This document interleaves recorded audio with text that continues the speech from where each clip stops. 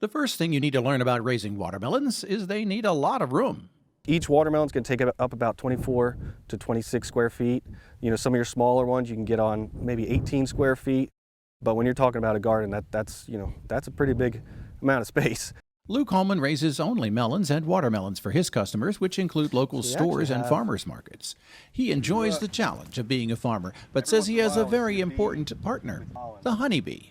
Everything you see here is dependent on a tiny little insect visiting a male flower and depositing the pollen from the male flower to the female ovary. And it doesn't have to happen just once. Like I said, you need a minimum of 8 visits to that female flower to even get a fruit set. Now that's on seeded watermelons. On seedless watermelons, you need many, many more. Sometimes it's 16 to about 20, 22 visits to get enough pollen for that female plant to set that fruit and to get a normal fruit set. Chris Drake and Southampton County started raising watermelons decades ago to have a different crop than those of surrounding corn, cotton, and peanut farmers. Good sandy soil and hot sunny weather are key components to a successful watermelon harvest.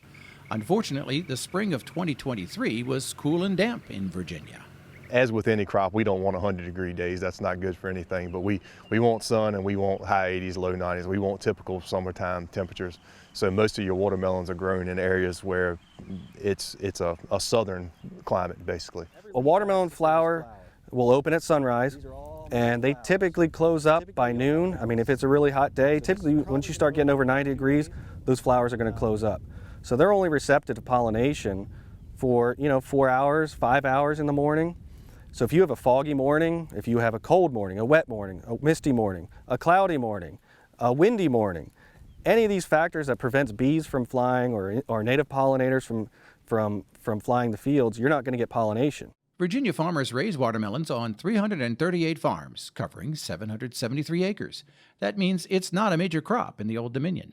Thanks to many challenges, it can be tough to make a profit with watermelons. Once the vines get going and once they get to growing, they're actually a little easier to manage, but there's a lot of diseases and a lot of pests that can damage watermelons. Then when you get to the harvest time of it, that's a whole nother issue. You can also have fruit scarring and fruit blistering, and the sun can get to them. So there's a lot of challenges that can arise during the growing season, and a lot of things that can happen to make your product not marketable. So it's a long process. It's about a 90 to 100 day process to go from seed to harvest. Our soils also tend to produce a sweeter watermelon because they tend to get a little drought stressed at some periods of time, and drought stress as watermelons get mature will actually lead to a higher sugar content.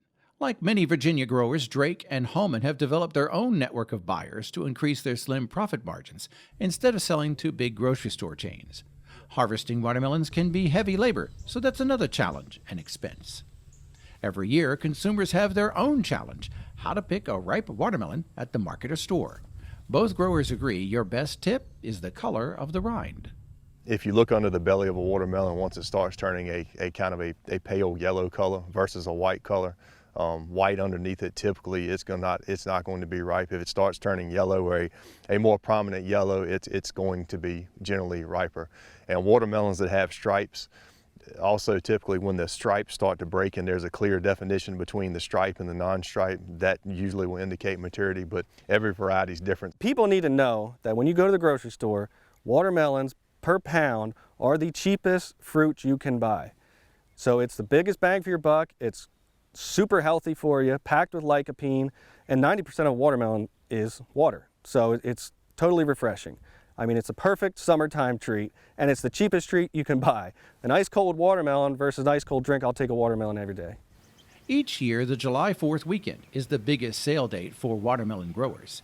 Thanks to weather delays, it looks like this year, most Virginians will have to settle for a picnic treat grown farther south. But there's nothing like a locally grown melon for a summertime treat, and Virginia watermelons will be here very soon. Reporting from Richmond, Virginia, I'm Norm Hyde.